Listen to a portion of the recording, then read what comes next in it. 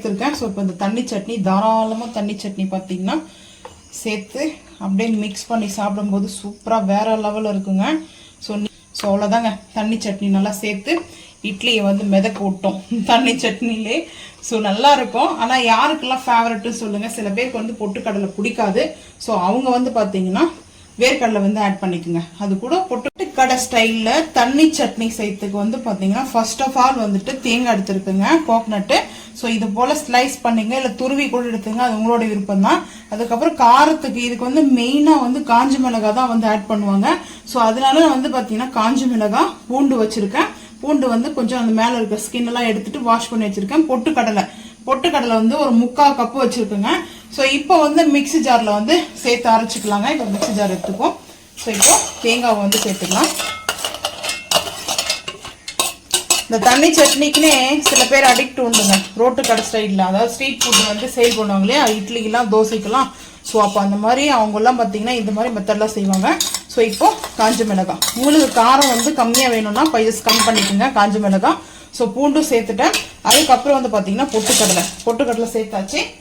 இது கூடவே வந்து பார்த்தீங்கன்னா கொஞ்சமாக வந்து உப்பு வந்து சேர்த்துக்கிறேன். சேர்த்துட்டு ஒரே ஒரு பீச் அளவுக்கு வந்து பார்த்தீங்கன்னா புளி சேர்க்க போகிறோம். இந்த ஒரு பீச்சு தாங்க, ஒரே ஒரு பீச்சுக்கு தான் சேர்த்துக்கிறேன். எதுக்காகனா பொட்டுக்கடலை சேர்க்குறோம், அதனால வந்து பார்த்தீங்கன்னா அந்த கொஞ்சம் நெஞ்சு எரிச்சல் மாதிரி வரும். ஸோ அதெல்லாம் வந்து அவாய்ட் பண்ணோம். புளி சேர்த்தோம்னா புளி ஒரு பிஞ்சு சேர்த்தாச்சு. பறிச்சிட்டு வந்து பார்க்கலாம் வாங்க. இப்போ அடுப்பு ஆன் பண்ணி நான் வந்து கடாய் வச்சிருக்கேன். நெய் கொஞ்சமாக சேர்த்துக்கிறேன். நீங்கள் வந்து ஆயில் சேர்த்துக்குங்க. நான் வந்து நெய் சேர்த்துருக்கேன்.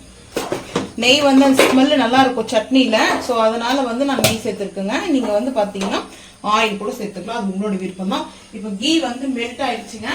இப்போ கடுகு சேர்த்துக்கலாம். இதில் வந்து உளுந்து அதுக்கப்புறம் கடலைப்பருப்பு வந்து ஆட் பண்ணுவாங்க. நான் வந்து அது சேர்க்கல, கடுகு சேர்த்துட்டேன்.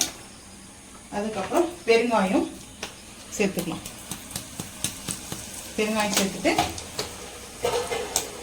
இப்போ வந்து பார்த்தீங்கன்னா கருவேப்பிலை சேர்த்துக்கிறேன். சேர்த்துட்டு மூடி போட்டுக்கலாம். கொஞ்ச நாள் அது பொரியட்டும். கருவேப்பிலை பார்த்துக்கலாம்.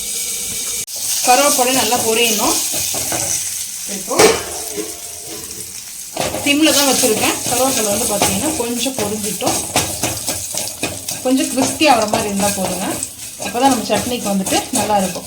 நெய் வந்து எதுக்காக நான் சட்னிக்கு சேர்ப்பேன்னா ஒரு செம்மையாக இருக்குங்க டேஸ்ட் வந்து பார்த்தீங்கன்னா அந்த சட்னியோட டேஸ்ட்டு.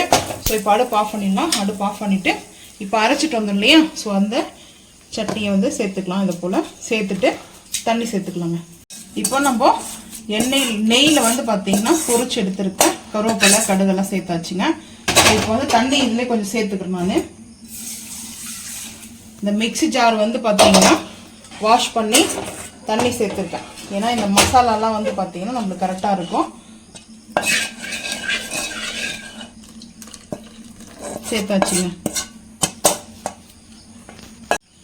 அவ்வளோதான். நம்ம வந்து மிக்ஸ் பண்ணிவிட்டு இதுதான் தண்ணி சட்னி. நம்ம வந்து கொஞ்சம் வந்து பார்த்தீங்கன்னா கொத்தமல்லி பொடிசாக கட் பண்ணி வச்சுருக்கேன், வாஷ் பண்ணி சேர்த்துட்டேங்க. சேர்த்துட்டு இப்போ நம்ம அப்படியே, ஏன்னா கொத்தமல்லி வந்து பார்த்தீங்கன்னா அந்த மேலாப்பில் லைட்டாக வந்து அந்த க்ரீனாக இருக்கும். ஸோ அப்படியே வந்து ரவா கொத்தமல்லி சாப்பிட்றது தான் நல்லாயிருக்கும். அப்படி வேணும்னா நீங்கள் லைட்டாக அந்த கீ நம்ம சேர்த்தோம்ல எண்ணெயிலே கூட கொஞ்சம் வதக்கிட்டு கூட சேர்த்துக்கலாம்.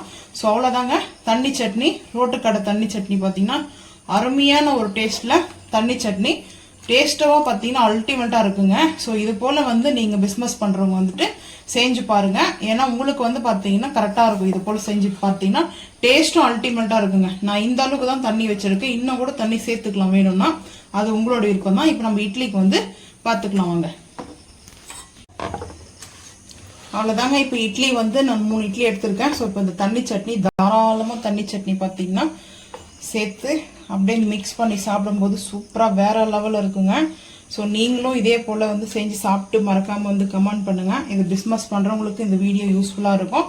மறக்காமல் வந்து பார்த்து செஞ்சு சாப்பிட்டு கமெண்ட் பண்ணுங்கள். ஸோ அவ்வளோதாங்க, தண்ணி சட்னி நல்லா சேர்த்து இட்லியை வந்து மிதக்க விட்டோம் தண்ணி சட்னிலே.